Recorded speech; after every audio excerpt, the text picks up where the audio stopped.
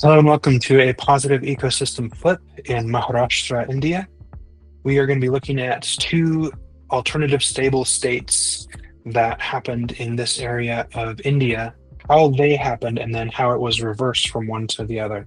The first one, largely as you see on the top left picture, it is desert. A lot of that happened essentially by removing either human or natural disaster, removing a lot of the foliage, a lot of the greenery, a lot of the plants and things that and systems that retained nutrients and water in one place. And when you strip that away, all of the soil, the nutrients, all of the water can immediately run off, and the wind and the water, the rainwater, immediately take all of the things that would have been good for that environment, and it goes off downstream or downwind, and that is left in a downward spiral of becoming more barren, being able to retain less and less nutrients and water, and then it just continues that downward spiral.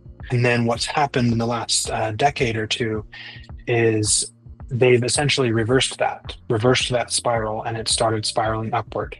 And what happened with that, it's essentially, there's something called the Pani Cup that is held every year in India, and it's essentially where there's a competition for who can put in the best water retention systems in their local area. And over time, this has essentially slowed down water runoff, recharged aquifers, recharged water tables, allowed plant life to start getting a foothold. As a part of the competition as well, they plant trees, they plant grasses, they plant things that help retain the water. And what that does is essentially start to reverse that spiral, because when the soil gets to the point where there's a root system holding it in place, it's able to retain as rocks weather away and nutrients weather away. The root system in place is able to retain those nutrients, and the wind and the water isn't able to just take it downstream immediately.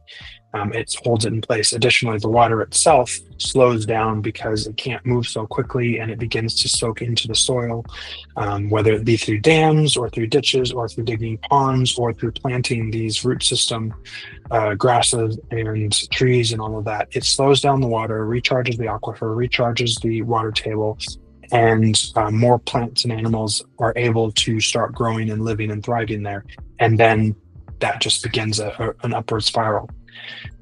This is an example of a positive tipping point, because it's, even if the people removed the active barriers that they made, at this point, it's actually hard for the ecosystem to go back to the old state.